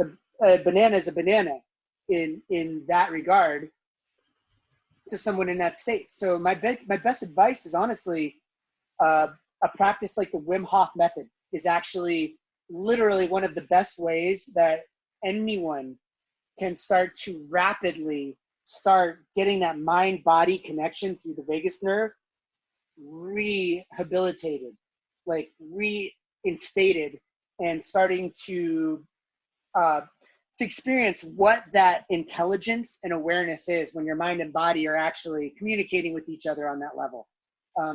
I find a lot of people who come to the Wim Hof method having very little experience in any of these things that we're speaking of, more rapidly than any other strategy that I've ever seen or discovered, are able to get to a place of sensitivity where they're able to perceive and feel the differences between the healthy behaviors and the destructive behaviors with greater and greater acuity. So the Wim Hof method, the breath work especially, is, I think, one of the most accessible tools to start to understand the subtlety that we are speaking of. And once you start to understand it, if you act on that understanding and you start doing things that you know are healthier and better for you, you'll start to feel the result of doing things that are more understanding and feel better for you. When it comes to eating healthy food, you got to give yourself months. Choose to eat nothing but organic. Doesn't matter what you're eating, or just organic for a few months. See how you feel. Then try to go back. Try to suddenly backtrack to what you were eating before. You'll notice a difference. You won't. You'll look at the food in front of you and be like, that looks dead and lifeless. It doesn't have it's missing something. You might not be able to define that thing that it's missing, but you'll know that it's missing something. And that goes for anything. It's one of those things where no matter how you look at it, it takes time. But it's also the most worthwhile thing that we can do for ourselves, for the environment, for our families, and for everyone around us.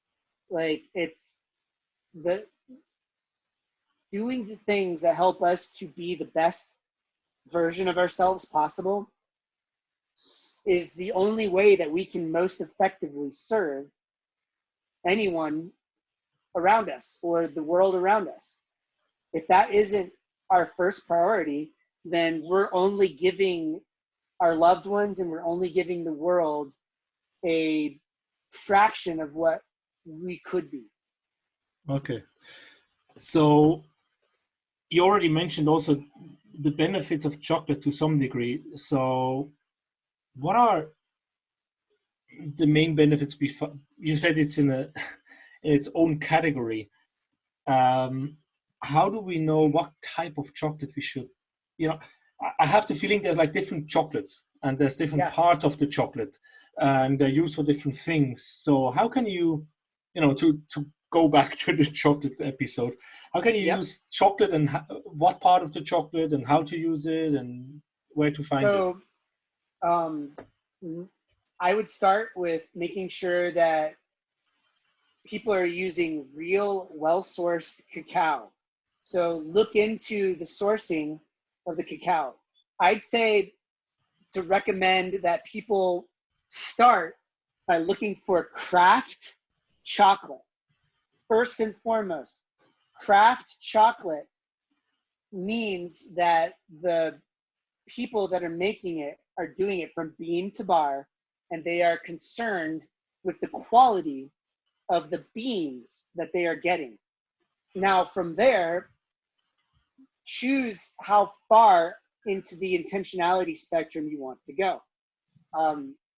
For me, I do this 72-hour stone grind that uses no heat. It's granite on granite. So I've got these big granite wheels that stone grind it. And that 72-hour stone grind means that I'm not cooking it. I'm not losing any of the nutrients that are in the cacao. I'm not losing any of the nutrients that are in the ingredients. And I'm able to create this chocolate bar that contains all the nutrients. So here's kind of the brilliance. I'm going to go into why Mandala Chocolate is exactly what is so sophisticated, advanced, and different about Mandala Chocolate. Besides, the sourcing and the environment. So the chocolate itself, the process that we use to make the chocolate. So we're taking all of these superfoods, these ingredients, and a lot of superfoods don't work well together. They have ingredients that conflict. You need to find things that complement each other. Like physiologically, the way they function complement each other. And so a lot of science and understanding of the chemical makeup and nature of these superfoods goes into the blending of these things.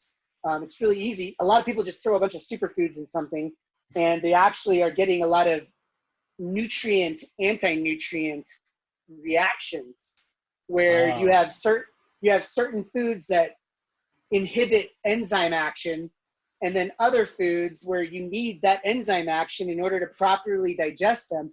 So you're getting a lot of that in a lot of these, like, just mash it all together. Like, I like this thing and I like that thing, I'm going to put them all together. That doesn't work. So you have to formulate things, understanding how the body is going to utilize these nutrients so that they're working together. So that is a huge part of the formulation process. So here we go. I've got this cacao, I've got these superfoods, and I am putting them all together in this stone grinder. And the stone grinder is granite on granite wheels on a granite plate surrounded by stainless steel, slowly grinding. And this granite wheel can get the particle size to 10 microns or less. So I am breaking everything down to a particle size that makes it the most bioavailable that it can possibly be. So you're getting all of the nutrients to their most bioavailable form. But what happens when you generally break down nutrients to their smallest, most bioavailable form is you also make them way more susceptible to degradation. Oxygen, and things like that, you know, they slowly start to degrade.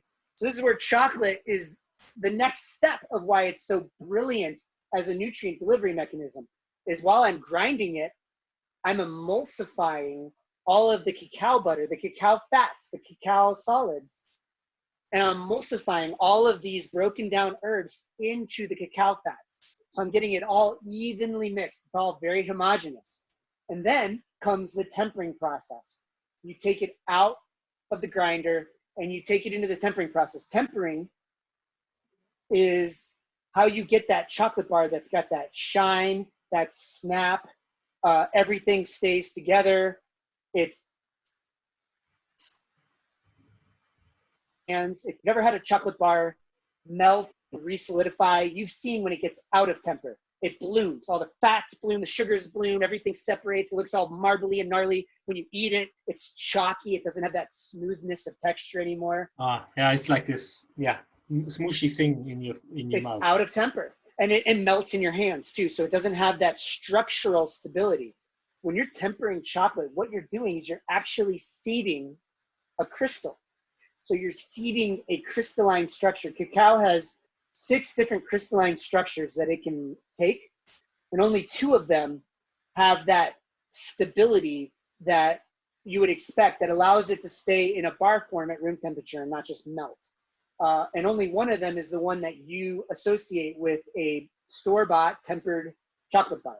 And the way that this works is it's a process of heating up the chocolate mass to a point where you eliminate all of the crystals.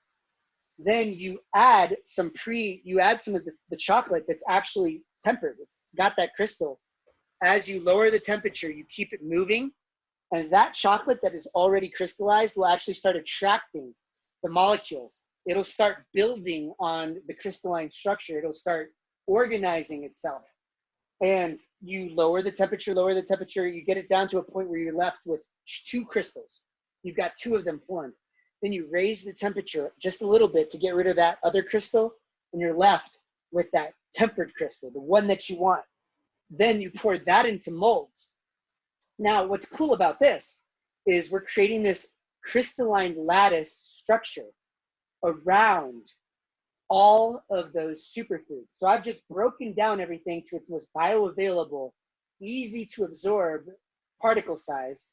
And now I've just suspended all of those nutrients in this perfect fat container where no degradation can happen. Every single one of those nutrients is completely preserved and in its maximum nutritional state, which is awesome.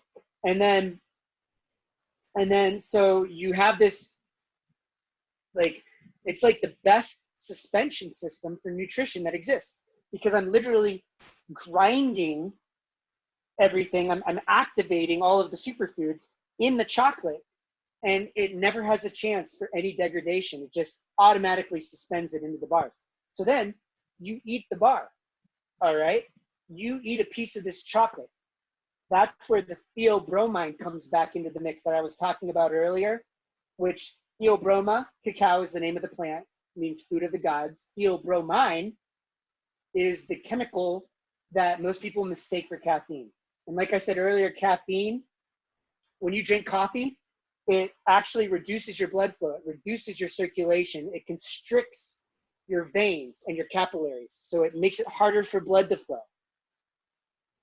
Theobromine, the biggest difference, is it is a vasodilator. So when people say chocolate's a heart opener, it physiologically is a heart opener. It opens up all the blood vessels, allows blood to flow way more easily, which does a few different things. It allows more oxygen, it allows more nutrients, and it also allows your body to detoxify more easily. So it literally gets your whole body systems moving and functioning way more optimally.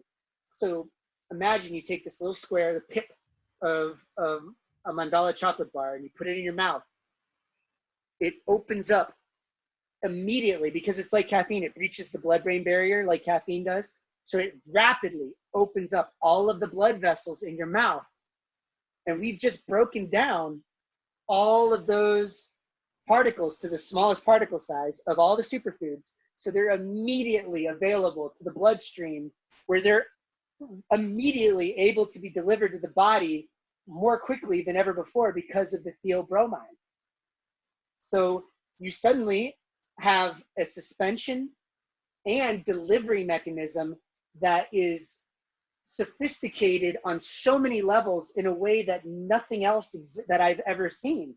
And there is no other person on the planet right now that I know of who is intentionally and actively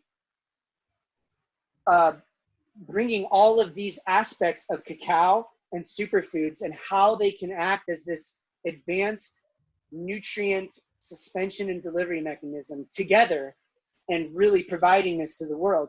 And so really my biggest issue right now for my company is simply sharing what I just shared with you more succinctly. It's like when people see it on a shelf, they just see a fancy, healthy chocolate bar with a higher price tag. They have no idea how deep it goes, how much science and alchemy and energy and sophisticated nutrient delivery technology is integrated into every single one of these chocolate bars. And that's why the chocolate is such an exciting thing for me, because it is the embodiment of my mission. It is that cutting edge of nutritional technology, while simultaneously bringing us back to our ancient roots of nutraceutical plants and mushrooms. It's bridging the gap between all these different places in the world where these different superfoods come from. And it's celebrating the sustainability and health and wellness that we know is possible. It is literally one of the most holistically perfect offerings that I can bring into the world. And I hope that in this moment, you now understand even better the extent of what I'm actually doing here with this. Yeah, and I'm almost a bit sorry I waited with this question to almost the end of our interview, because my wife informed me that the kids soon need to go to bed. But this is, I mean, I've heard so many times cacao is helping and, opening up and all these things you explained. But for people and me, I was also like, when you have the cacao bean, so you have fats and all that stuff inside, and that's what makes the structure of it. Oh, it gets even better. So I use a lot of adaptogens, adaptogenic like mushrooms and herbs, and cacao itself is an adaptogen. Cacao contains, and adaptogens basically are compounds that bind to or affect receptor points in our central nervous system and our endocrine system. And they create channels of communication between our body and our brain. So they help our body to then create the adrenal compounds we need in order to come into greater homeostatic equilibrium. So what's great about cacao is you look at the cacao butter is the raw material your body needs to produce the adrenal compounds. So you're taking all these adaptogens, the reishi and the chaga and the ashwagandha and the maca, all these adaptogenic herbs that are telling your body, hey, we need to produce more of this or more of that, serotonin, dopamine, anandamide, whatever it is. And the rest of the cacao contains the raw materials your body needs to produce those adrenal compounds. It goes so deep. It's basically wild. Basically the doctors should sell your chocolate. Yes, absolutely. Without a doubt. Like and the world should be treating chocolate as this awe-inspiring, unparalleled, peerless nutritional powerhouse that it is. So we basically should have a shrine with your little figure as the Buddha, and then with a chocolate bar in your hands, and celebrate it in the morning by meditating, eating a piece of your chocolate. I do that. I essentially do just that. I go days in my life where I eat nothing but chocolate. I used to do a lot of me too. racing. Chocolate and nuts is what I eat. I eat chocolate and nuts, but again, I have my Lindt and I tried different organic chocolates, but for some reason I haven't been stuck with any other one. So we'll have to see what we can do here. Yeah, I mean, I used to do a lot of adventure racing, like these big mountain sport endurance races that last for like 36 hours, 72 hours or more. Oh, all And around the world, or? yes, and people are taking these triple caffeinated gel shots. Well, every time you do that, you're literally getting this like massive vasoconstrictor. You're literally reducing your body's ability to pump blood into your extremities, to detox and to deliver nutrients into your body. Like I want the endurance world, the athlete world to know it's like, this is the way. Theobromine, chocolate, vasodilator, like maximize your ability to automatically and easily and effectively absorb nutrients. You know, and because of that bioavailability of the nutrients, you're simultaneously not expending energy on digestion. You don't have to digest this stuff. You don't have to process this stuff.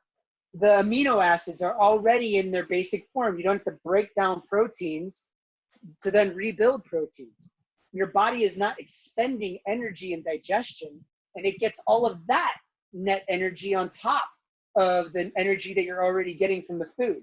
So it's this exponential, energizing, enlivening, physiologically beneficial experience. And I think, you know, because we're addressing this at the end, I would love if at the beginning of another one we just reiterated this. You know, Yeah, we so important. We will stop as soon as my wife knocks on the door. And but I said, you have opened so many doors with what you're talking that it was a bit difficult for me to really choose. But now, when I was young, and we have similar ages, we were told before you play a soccer game, before you go for a bike ride, like Tour de France, right? They eat like a big plate of pasta because that's the energy source. I mean, carb loading. Yeah, carb loading. And I've heard on Tim Ferriss, I don't know if it was Tim Ferriss show or another one, talking about like with some trainers, athletes, marathon runners, and they're like, yeah, they also did that. But many of their friends, they died with heart attack, heart failure, and they all were national racers, right? For the national team, they were in the Olympics, and they were doing something healthy. And he also realized, like, when you did marathon, it was always a race. Every training was a race, and you were eating a lot of carbs. And you were not allowed to bodybuild. And he trains now his runners and bike runners on weightlifting and not carb loading. So I say, like, in nutrition and in high performance athleticism, what is most important is staying away from inflammation, so inflammatory foods, and maximizing oxygen and nutrient delivery to the body and bloodstream, minimizing the amount of energy expenditure in digestion. So when you're carb loading, yeah, you will be creating this net energy that you will be able to burn, but high carb like pasta and things like that are very inflammatory. So you're simultaneously creating this inflammation that will be, you know, it'll be creating some level of compromise to the level and degree of effectiveness and efficiency that you're able to experience. And so when you see these super high level athletes doing all this carb loading, you just have to imagine what would happen if this person, you know, then enacted a diet that actually is about more consistent micronutrient absorption, you know, things like theobromine and chocolate and superfoods, and we're functioning from that perspective. I mean, they would be even more effective. They'd be even better at what they do, and more importantly, there would be much greater longevity in their ability to perform that way into the later years of their life. Because what happens with these, you know, carb loading diets and that level of performance is that inflammation wears on the joints, it wears on the connective tissues. It essentially ages people. So, you know, you only have, you know, a number of effective years where you can implement that strategy successfully before your body starts to shut down. So it's like coming into this new strategy, this new lifestyle strategy that is becoming way more popular in general. You see a lot more information on it, where we're avoiding inflammatory foods, eating more simple whole foods, and paying more attention to micronutrients, bioavailability, and things of that nature. And you're seeing athletes who have implemented those strategies earlier in their lives able to perform at the top of their game for a lot longer. Yeah, I mean, I can see Djokovic, for example. He was struggling a lot because he was eating a lot of bread and pasta, and the nutritionist saw him struggling against Roger Federer. I'm from Basel, so I actually have met him before he was really big. And this nutritionist changed how Djokovic is eating, and see, he's really getting close to beat all the records Roger Federer did, and that's already amazing what Roger did. Yeah. And Djokovic was always like just behind, and then he changed how he's eating. But he also does meditation, visualization, and, you know, seeing himself winning the games and all that mental work. I have not heard from Nadal or Roger Federer in that sport, and they are just a bit ahead of Djokovic doing the same. So I don't know what they do, but I know definitely Djokovic is doing meditation, visualization, food, and all these things. So let's see how long he's going to. And all of that is strengthening that vagal nerve connection between the mind and the body. It's giving you that extra control over your stress response, so your body isn't flooding your system with adrenaline. You're able to pulse norepinephrine way more effectively and efficiently. Your adrenals are more in equilibrium, which therefore means you're using all those fats and you're using all those micronutrients more effectively to produce the neurotransmitters and the hormones and the proteins and everything that you need for your body to function optimally. So the meditation, like the Wim Hof method kind of stuff, that's all a part of maximizing that body intelligence, increasing the bioavailability and the efficient use of whatever you're consuming. And when you then consume things that are inherently beneficial and supportive, you get this, it's once again, life by 1,000 micro practices, you know, instead of death by 1,000 cuts. You get this just exponential uptake in performance. Yeah, I mean, I think I want to close down now for this episode. It's already 2 hours. I guess that's more than enough information for everyone to listen to. And as we already agreed, we are going to continue. I have 2 pages of questions already. So we will look at, I'm sure I want to have your intake next time on, you know, sports, you know, preparations, mentally, food.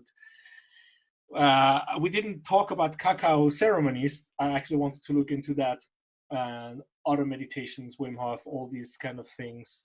Yeah, like I said, I would love to preempt a future discussion with all of the information that I shared about what, like, the properties of Mandala Chocolate, and specifically the mission of that and what it works. And I think that we can lead into the cacao ceremonies and the sports nutraceutical experience and anything else like that from there. Yeah, and there's also, you know, the rites of passage we talked about in the first episode, but go perhaps a bit deeper into it, because I think that's something which is, I don't know, I have the feeling some of our population is thinking about it, and you hear here and there from people which did something because they wanted to do that, because they had the feeling something is missing in their life, right? So let's see. I mean, I'm sure we're going to have a few others to come, right? So I say thank you for the listeners, and thank you, Rob, for today. And we are talking a bit after I close down here. And yeah, see you next time, people. See you next time.